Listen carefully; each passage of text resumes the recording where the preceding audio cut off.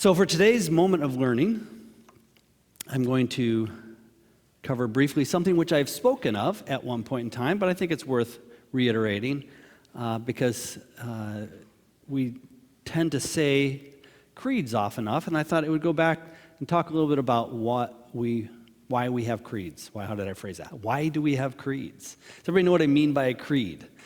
Like the Nicene Creed, the Apostles' Creed.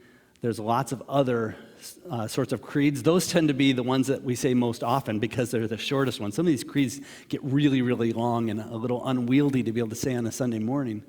But why do we have creeds? I think one response that a lot of people, not everybody, but a lot of people have had is like, we're just saying those things. We're just rote about those things. Isn't that just a tradition that the church does? Well, although it is a tradition, just because it's a tradition doesn't mean it's a bad thing. In fact, there's a very specific reason why I do that. I wanted to cover really quickly why we have creeds. We have creeds for several reasons. I'm just going to highlight a few.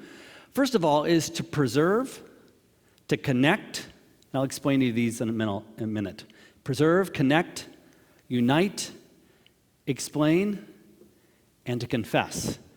And I was going to make a nice little word out of those, but I couldn't come up with a really good one. So if you come up with one, let me know. But preserve, connect, unite, explain, and confess. So let me explain each one of those.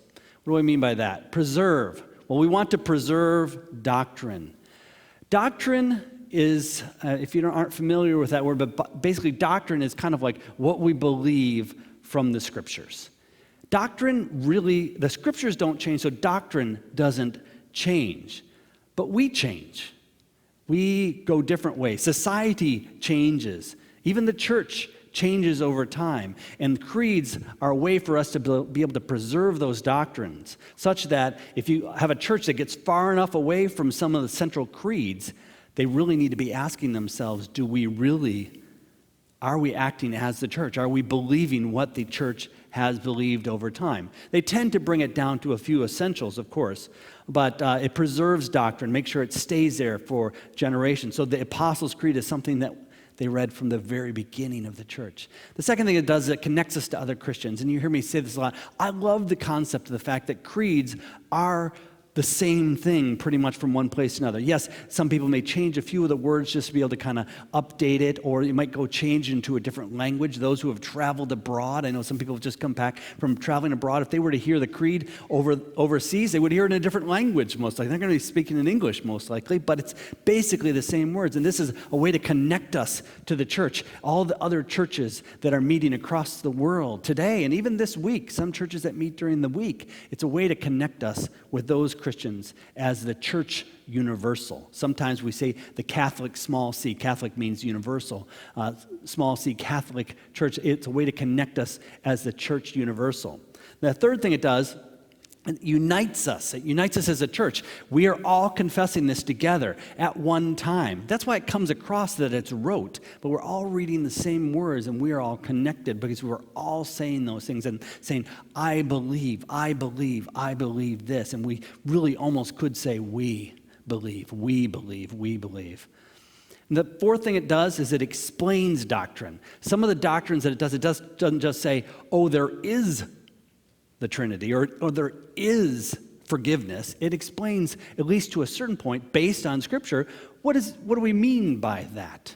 What do we mean? And it also explains doctrine in such a way that it can't be refuted later and saying, well, you know what, this is really what they meant by that. It gives a little more explanation. And that's why some of the creeds get a little unwieldy and long, because they want to explain what exactly it means to say that God is both that Jesus is both God and man, and they have to explain that. So, but it's a way for us to be able to do that. And the fifth thing is confess. It allows us to affirm verbally what we believe together, that we confess with one mouth out loud. And you've heard it many times. If you don't, you probably know it from your own life, that unless you say it out loud, sometimes you haven't been able to really believe it. If you can say it and confess it publicly in front of others, then you're saying, that came out of my mouth. It came out of my heart. I believe it. So those are the five things. Those are reasons why we say creeds and why we continue to this day. We don't always say creeds. It's not something that says, well, it says in Creeds 101 that we have to say creeds every week. No, but we do them often enough that we're able to keep that and preserve that to connect us, those important parts of being a church. That's our moment of learning for today.